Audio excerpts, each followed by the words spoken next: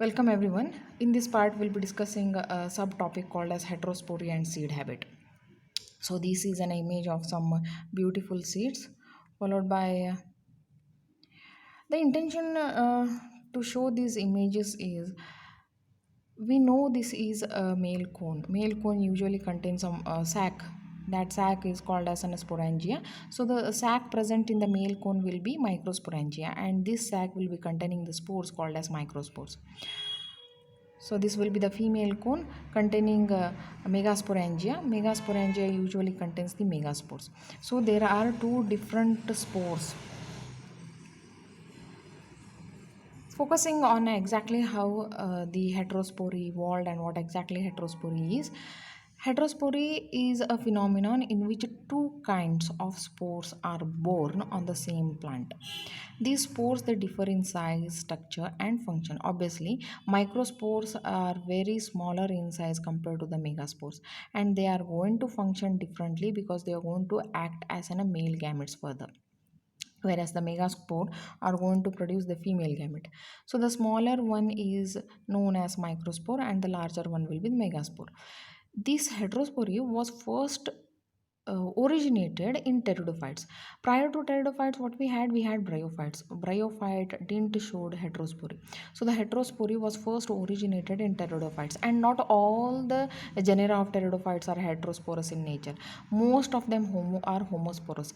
Some exception is for some 9 genera. We are going to see further which 9 genera are going to show the heterospory nature. Such pteridophytes are known as heterosporous. The one who is going to produce two different types of spores, such pteridophytes are known as heterosporous, and the phenomenon is heterospory. Most of the pteridophytes produce one kind of a similar spores. Such pteridophytes are known as homosporous, and the phenomenon is homospory. So homospory and heterospory is usually asked as one mark question. Now, even we know the sporangia show greater specialization. They are differentiated into micro and megasporangia. The microsporangia contain microspores, whereas megasporangia contain megaspores. So the things are simple here. It won't need any more explanation. Now, speaking about the production of two types of these spores with a different sexuality was first evolved in pteridophytes. So it means heterospory was first evolved in pteridophytes. The 9 genera which I spoke few minutes back, these are the 9 genera. It was first mentioned by Rashid in 1976. So how to remember all these names of the genera? The simple mnemonics for this one will be Sisma Parsa. So it will be like SISM Sisma PPRSA Sisma Parsa. So S stands for Selaginella, I for Isotis, S for Stylites, M for Marsilia, P for Pilularia, another P for Platysoma, R for Reginaldium, S for Salvinia, it is Salvinia, A for Azolla. Likewise, these are the 9 genera of pteridophytes which show complete heterospory. Now, how this origin of heterospory took place? We all know the one who is fit, he is going to survive. The same principle applies here. If, for example, we are going to consider this as a microsporangia, in this microsporangia, what we will be having? We will be having spores. So obviously, these will be microspores. So microspores are huge in number. Now, if some of the microspores are going to degenerate, now what is left? We are left with a microsporangia containing few amount of microspores. The nutrition available will be like more than enough for these spores. So they are going to consume whatever available nutrient is, and they are going to increase in their size. So this led to formation of what is called as megaspore. The same thing is being written over here. A detailed study was done. A detailed study of homospores forms have revealed that heterospory originated due to reduction in number of the spores within the sporangia. That is what I explained just now.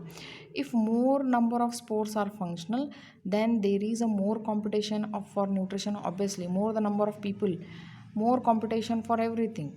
And that's the reason we took in EVS as human explosion. Human explosion is nothing but increase in the number of population. There is a increase demand for everything. The same thing happened here. So more competition for nutrition and limited nutrients will be there to the developing spores. In this way, microspores are formed. But on the other hand, if a spore of the spore mother cell in sporangia disintegrates during development, so only less number of spores will be there. The remaining ones get, whoever is surviving, the less number of spores, they are going to get sufficient nutrients.